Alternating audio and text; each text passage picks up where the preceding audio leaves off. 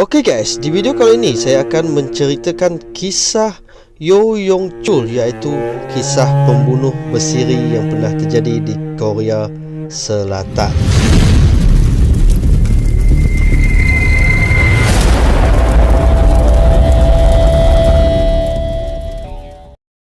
Yo Yong Chul yang digelar sebagai Raincoat Killer merupakan seorang pembunuh bersiri kejam yang cukup ditakuti di Korea Selatan pada sekitar tahun 2000.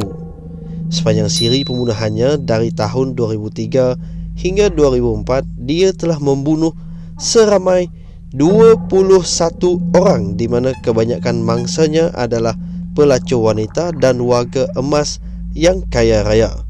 Motif sebenar setiap pembunuhan pernah disebutkan oleh Yo sendiri betul-betul di depan kamera televisyen, dan katanya kaum wanita tidak sepatutnya menjadi pelacur dan orang kaya pula patut tahu apa yang mereka telah buat.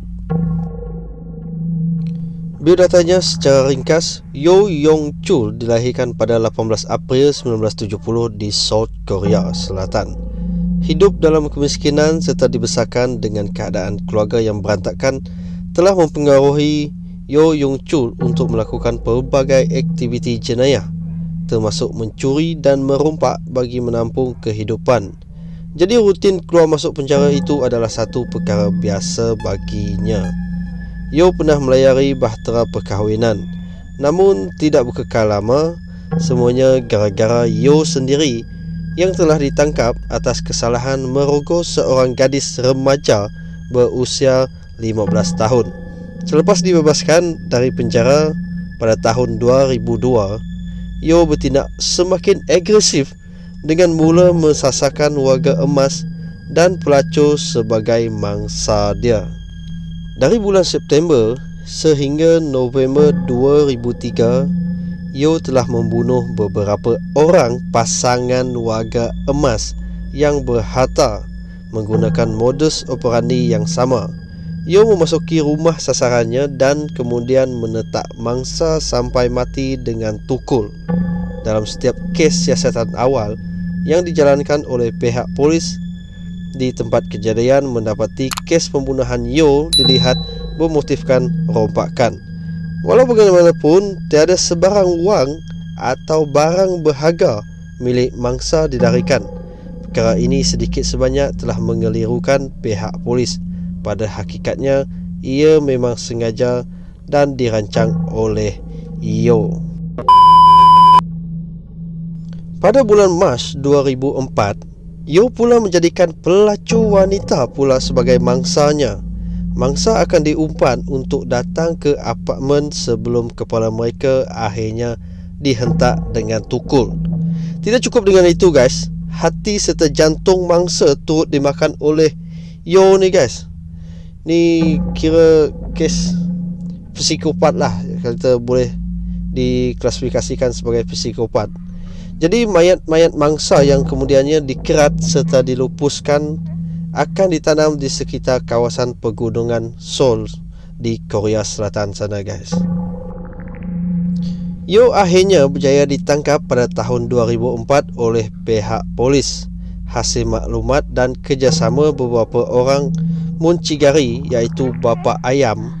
Semua itu bermula selepas golongan muncikari ini tersebut menyedari kewujudan satu nombor telefon yang mempunyai hubung kait dengan kematian pelacur-pelacur pada sebelumnya. Selepas melalui pembicaraan, Yo telah didapati bersalah atas 21 pertuduhan membunuh dan dijatuhkan hukuman mati, iaitu hukuman yang tidak dilaksanakan di Korea Selatan sejak tahun 1997. Jadi status Yo kini yang meringkuk di Seoul Detention Center masih menantikan pelaksanaan hukumannya guys. Ini adalah kisah benar yang berlaku kepada ibu kepada kawan seorang warga Korea ni yang telah tampil menceritakan macam mana detik cemas ibu kepada kawannya telah pernah tersempak dengan Yo ni tadi, yang cuba untuk membunuh ibu kawannya tadi apabila ibu kawannya balik dari pasar lah, macam tu. Kawan ibu saya itu menginap di sebuah kompleks apartmen yang terletak di Seoul. Dia adalah seorang suri rumah yang mempunyai seorang anak perempuan serta bersuamikan seorang lelaki yang keluar mencari rezeki. Pada waktu apartmen, si ibu tadi mendapati dalam lift tersebut ada seorang lelaki bertopi yang berpakaian baju hujan berwarna kuning dengan kepala tunduk seolah-olah enggan mukanya dilihat. Si ibu yang merasa tidak sedap hati dengan situasi itu terus menarik badan anaknya untuk berdiri jauh daripada lelaki aneh tersebut.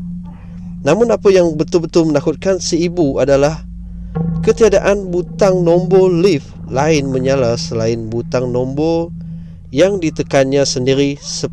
Lagi, si ibu juga menyadari lelaki itu sedang membawa sesuatu benda yang dibalut dengan surat khabar.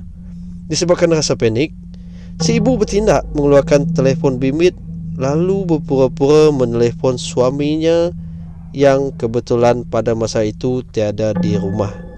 Kata si ibu dengan suara yang lantang, "Abang, saya sekarang berada dekat lift dan nak sampai dah ni. Boleh tolong bukakan pintu rumah sekejap?" Sebaik saja lift berhenti, si ibu terus menggenggam erat tangan anaknya ibu saya tentang rasa ketakutannya sebaik sahaja mendapati topi serta baju hujan yang dipakai oleh Yo Yong Chul adalah sama dengan lelaki yang berada di dalam lift pada ketika itu.